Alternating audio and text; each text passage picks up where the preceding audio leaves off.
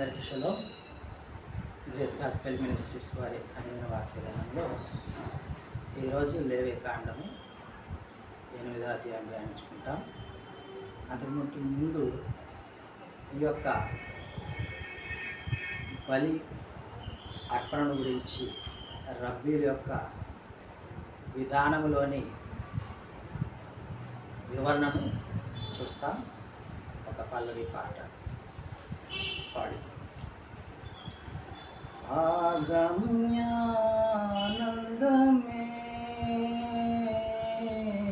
హృదయాము నిండేను యెహోవ కార్యములు గంభీరమైనవి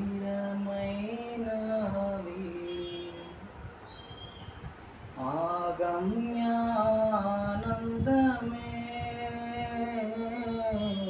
హృదయాము నిండేను యెహోవ కార్యములు గంభీరమైనవి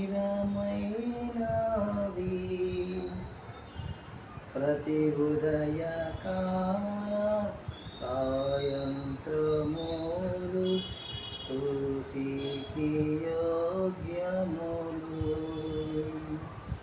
స్తుతికి యోగ్యములు ఓ యేషువని ప్రేమ ఎంతో మానీయము ఆకాశ తారా పర్వత సముద్ర ములకన్న గోపది ఆకాశ తారా పర్వత సముద్ర ములకన్న గోపది ఓ యాశ్వని ప్రేమ. ఈ యొక్క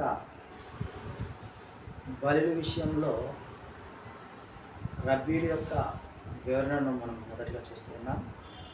లేవీకాండము 6, 8, 9 వచనాలు, 6వ అధ్యాయం 10వ వచనంలో ఈ విధంగా వారి వివరణ ఉంది.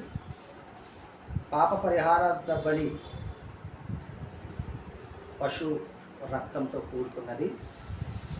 అయితే ఈ పాప పరిహార బలిని ఖుర్బాన్ హతాత్ అని అంటాడు. దీనిని శుద్ధీకరణ, సమర్పణ అనే అర్థం వచ్చేటట్లుగా ఉన్నది. ఇంకొకటిగా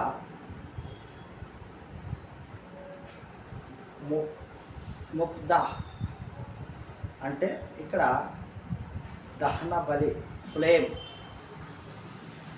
మేం అనగా ఇక్కడ అగ్నిగా ఉన్నది.